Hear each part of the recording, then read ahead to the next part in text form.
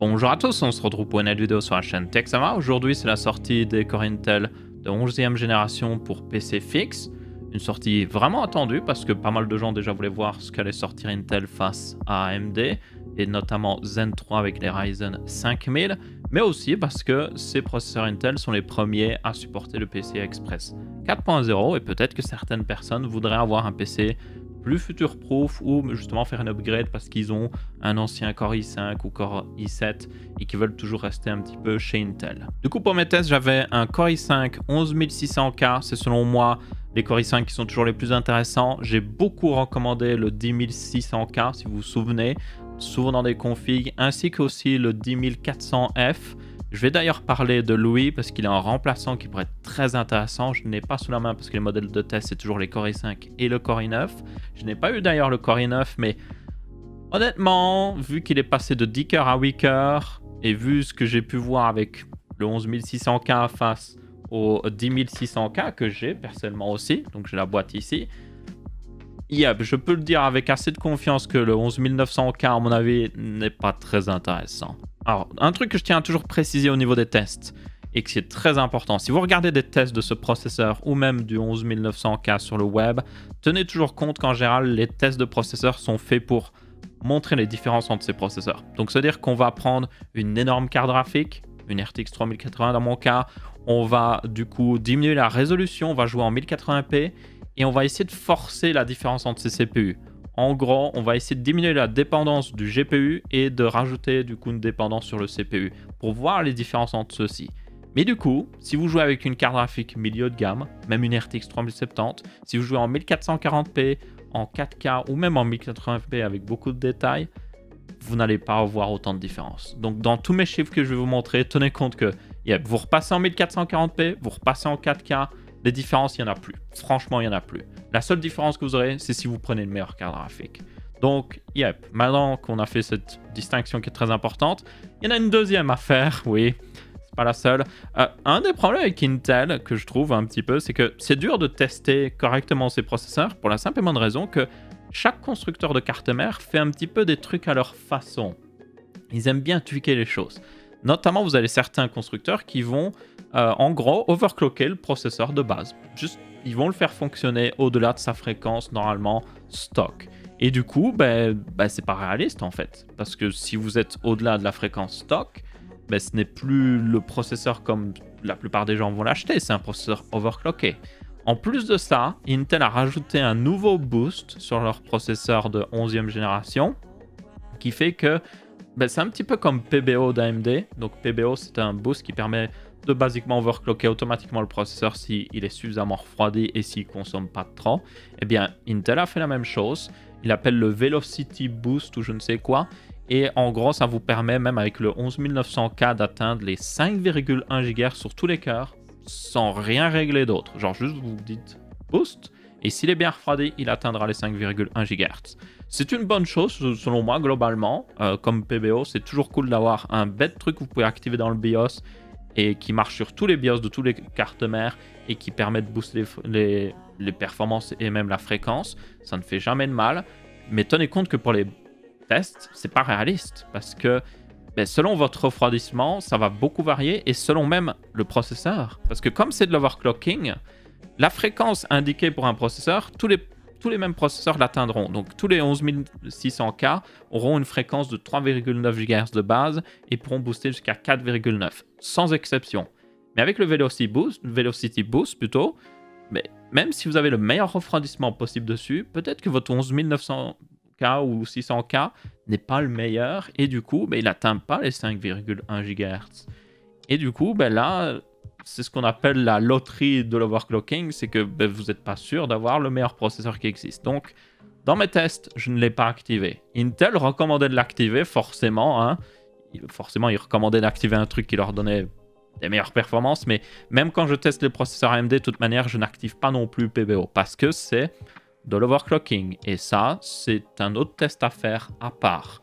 Là, on veut tester ce que vous avez quand vous prenez ce processeur dans une boutique, vous le mettez dans une carte mère et vous ne changez aucun paramètre. Vous avez les performances que, basiquement, vous devriez avoir sans régler le moindre truc.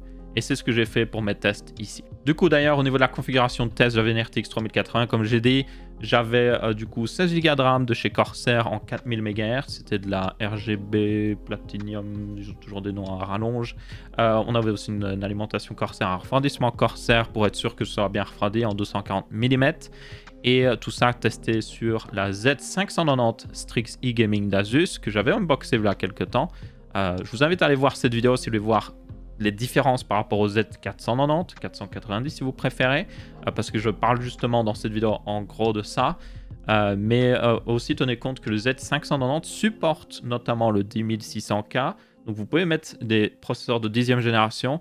Donc ça m'a permis de les tester exactement avec la même configuration, zéro différence. Enfin, si, il y a une différence.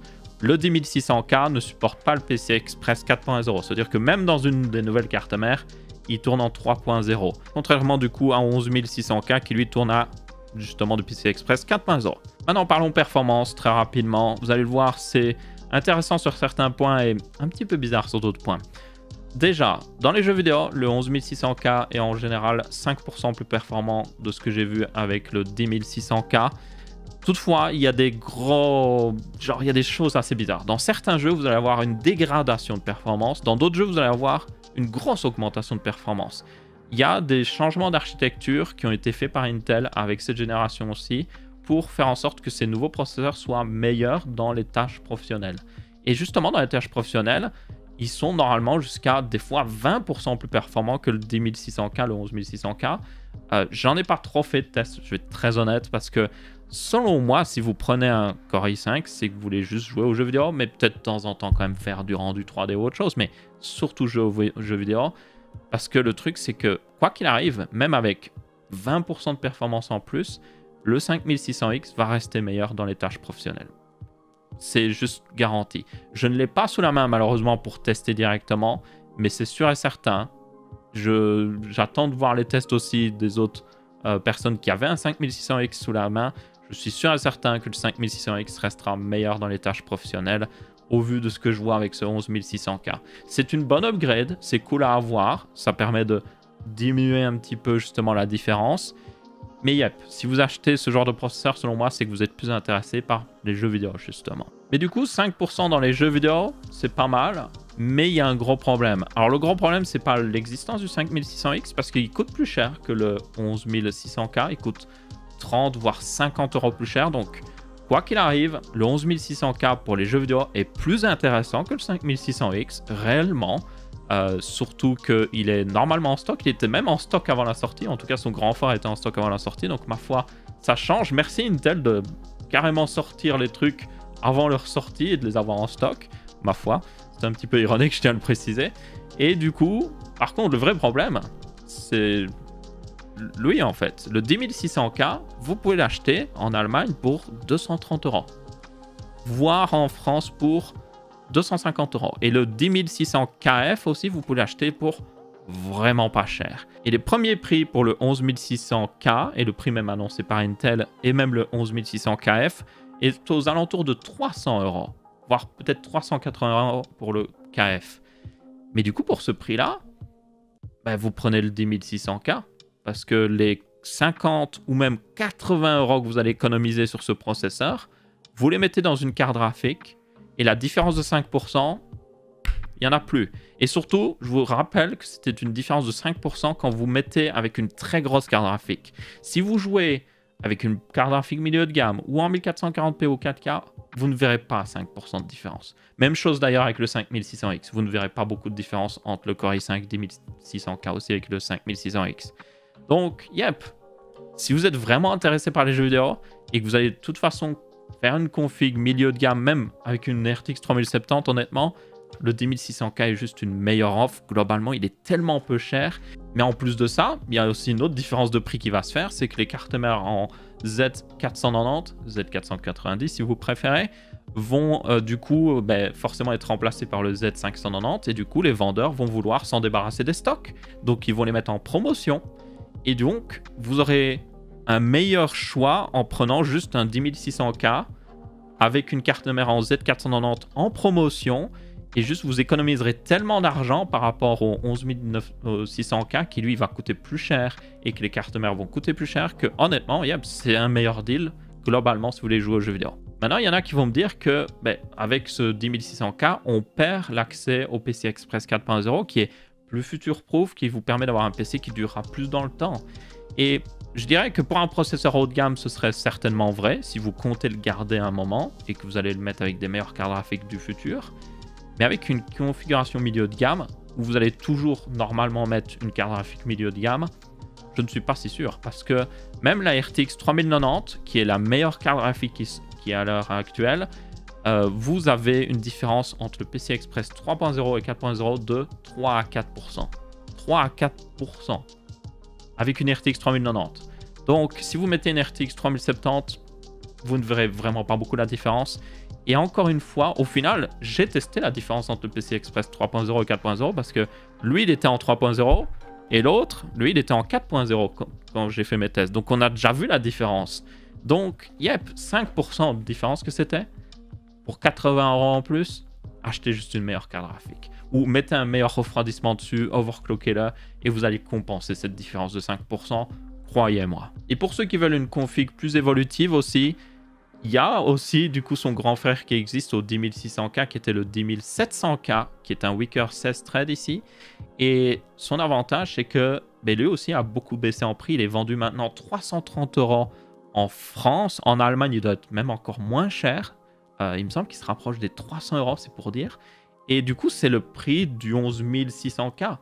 Et vous avez 2 cœurs en plus, 4 threads en plus. Ça vous donne un processeur beaucoup plus future-proof, qui, avec son plus grand nombre de cœurs, devrait mieux durer dans le temps, vu que les jeux vont utiliser de plus en plus de cœurs.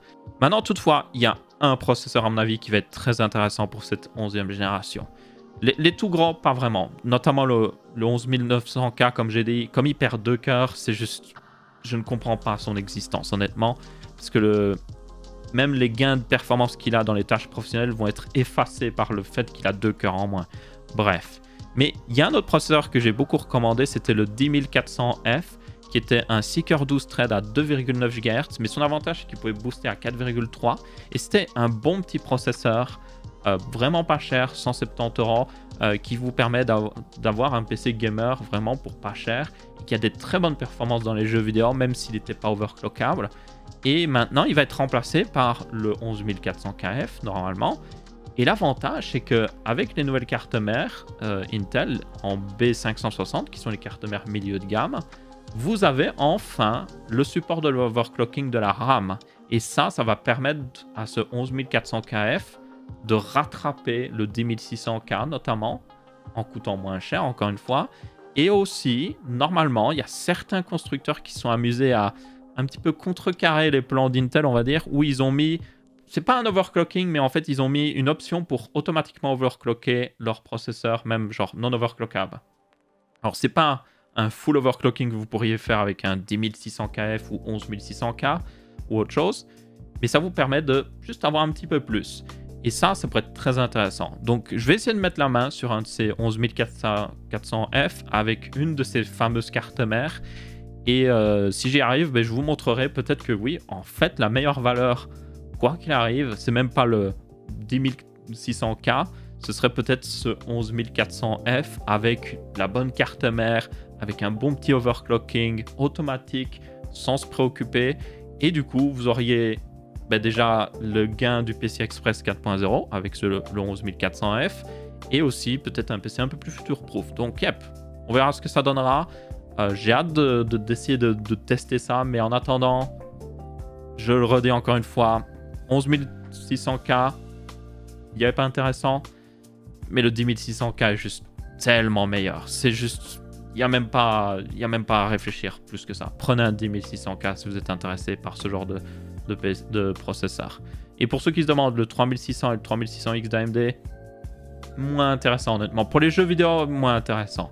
Et si vous êtes à la recherche de bonnes performances dans des tâches professionnelles, vous pouvez prendre le 11700K qui coûte vraiment pas cher, le 3700X aussi, ou alors éventuellement passer au 5900X honnêtement, et là vous aurez les meilleures performances quoi qu'il arrive. Bref, on va rester là pour cette vidéo, j'espère que vous avez bien apprécié.